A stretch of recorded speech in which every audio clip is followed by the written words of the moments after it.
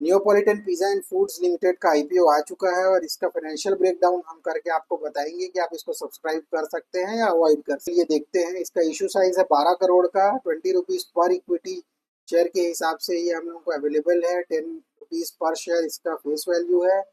और post IPO जो इसका वैल्यूएशन हो जाएगा वो 34 करोड़ का वैल्यूएशन है at upper price band of ₹20 पर शेयर। और इसके बाद प्रमोटर होल्डिंग 47.03% बच जाएगा। और मेन प्रमोटर्स इनके हैं मुकुंद पुरोहित, आरती मुकुंद। और 35.29% पब्लिक इशू के लिए अवेलेबल है। अब हम लोग फिनेंशियल नंबर्स की तरफ देखते हैं तो हम लोग देख रहे हैं कि 2024 में कंसिडरेबल इंक्रीज इन रेवेन्यू है, नेटवर्थ भी काफ़ी इंक्रीज हुआ है, EBITDA भी इंक्रीज हुआ है, मार्जिन EBITDA मार्जिन भी इंक्रीज हुआ है और प्रॉफिट आफ्टर टैक्स भी काफ़ी अच्छा है। तो अभी हम लोग देख रहे हैं तो 2021 के हिसाब में 2022 में अच्छा परफॉर्म की है कंपनी, 2023 में और अच्छा परफॉर्म की है कंपनी, और उसके बाद 2024 में तो काफ़ी अच्छा परफॉर्म की है कंपनी। तो फाइनेंशियल नंबर्स के हिसाब से तो कंपनी काफ़ी अच्छी और अट्रैक्टिव लग रही है। इसके बाद हम लोग कुछ इसके ग्रोथ इंडिकेटर्स हैं वो देखते हैं। ये ग्रोथ इंडिकेटर्स जो हैं मतलब काफ़ी चीज़ें हम लोगों को बता देते हैं, जैसे कि ये रेवेन्यू ग्रोथ है 170% का है। ये हम लोगों को बताता है कि कंपनी कंसिस्टेंटली रेवेन्यू ग्रो कर रही है कि नहीं कर रही है। अब ये प्रॉफिटेबिलिटी रेशियो में हम लोग देखें तो EBITDA जो है वो एक प्रॉफिटेबिलिटी रेशियो है, ज़्यादा जितना जितना ज़्यादा उतना अच्छा। प्रॉफिट आफ्टर टैक्स का मार्जिन 4.75% है, ये भी काफ़ी अच्छा है। रिटर्न ऑन इक्विटी भी काफ़ी अच्छा है, return on capital employed 20.36%। Debt to equity ratio जितना कम उतना बेटर, तो 0.04% काफ़ी अच्छा है। और उसके बाद इसका जो कंपाउंडेड एनुअल ग्रोथ रेट है वो 64% के अप्रोक्सीमेटली निकल कर आ रहा है। और ईपीएस प्री और पोस्ट में काफ़ी अंतर है। So earning per share pre IPO जो है 1.92 था, बट पोस्ट आईपीओ ये घटकर 1.24 हो गया है। सिमिलरली पी जो है वो इंक्रीज हो जाएगा पोस्ट आईपीओ, तो 16.16 के पी पे हम लोगों को ये शेयर्स अवेलेबल होंगे।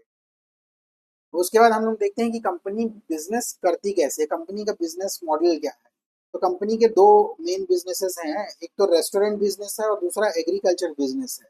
तो रेस्टोरेंट बिजनेस है जो पिज़्ज़ा और क्विक सर्विंग रेस्टोरेंट्स हैं वो है। और एग्रीकल्चरल कमोडिटी ट्रेडिंग है। तो मोस्टली जो हम लोग आगे देखेंगे कि मोस्टली कंपनी का कितना पार्ट जो है वो क्यूएसआर पे है और कितना जो है वो एग्रीकल्चरल कमोडिटीज पे है।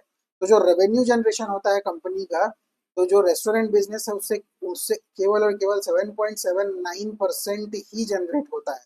बाकी का जो 90% है वो एग्रीकल्चरल ट्रेडिंग से जनरेट होता है।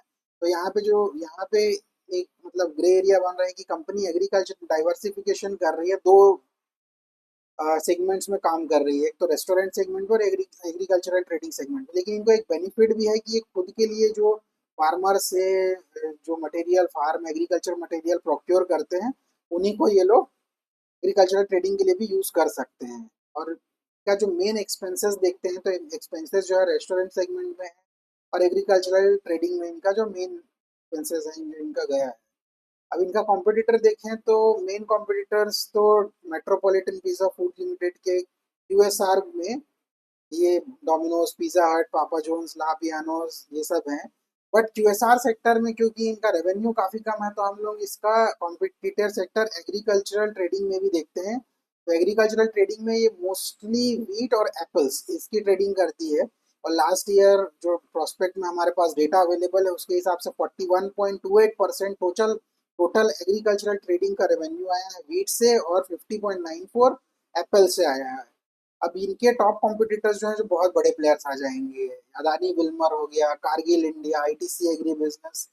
तो इसके काफ़ी बड़े बड़े कॉम्पिटिटर्स हैं एग्रीकल्चरल ट्रेडिंग में, जो कि एक काफ़ी नेगेटिव पॉइंट हो सकता है क्योंकि इसका 90% रेवेन्यू जो है एग्रीकल्चरल ट्रेडिंग से आता है। तो वही अब हम इसके स्ट्रेंथ और वीकनेसेस पे बात करते हैं। तो कंपनी जो है वो मेनली दो चीज़ों पे काम कर रही है, एक तो क्यूएसआर सेक्टर पे और एक एग्रीकल्चरल ट्रेडिंग पे काम कर रही है। लेकिन ग्रोइंग जो एग्रीकल्चरल ट्रेडिंग का जो सेक्टर है वही ज़्यादा ग्रो कर रहा है। इसी के कारण इसका जो CAGR है लगभग 64.33% के आसपास आया है, क्योंकि मोस्ट ऑफ द इसका जो रेवेन्यू है वो एग्रीकल्चरल ट्रेडिंग से आया है। तो इसके लिए एक प्रो भी है, एक कॉन भी है। और बाकी अगर कंसर्न्स की बात करें तो लो मार्जिन है। इसका जो मेन सेक्टर है जिस पे कंपनी पहले बेस्ड थी, QSR सेगमेंट, उसका मार्जिन काफ़ी लो है, और एग्रीकल्चरल ट्रेडिंग पे काफ़ी ज़्यादा डिपेंडेंसी है। और वैल्यूएशन पोस्ट IPO थोड़ा हाई हो गया है, क्योंकि मतलब अगर कंपेयर करें इसका वैल्यूएशन 42 करोड़ अप्रॉक्सीमेटली की कंपनी है ये, तो काफ़ी कम है, और उस हिसाब से हम लोगों को ये थोड़ा हायर PE पे मिल रहा है। कंपटीशन काफ़ी बड़े प्लेयर्स के साथ में है। तो मेरा रिकमेंडेशन तो ये रहेगा कि मैं तो फिलहाल अभी इस IPO में सब्सक्राइब नहीं करूंगा। बट अगर आपका रिस्क एपेटाइट अच्छा है, आपको कंपनी अट्रैक्टिव लग रही है, तो आप रिसर्च करके आप सब्सक्राइब कर सकते हैं। तो मिलते हैं नेक्स्ट IPO के साथ में, और ये डिस्क्लेमर आपके लिए। Thank you, bye bye.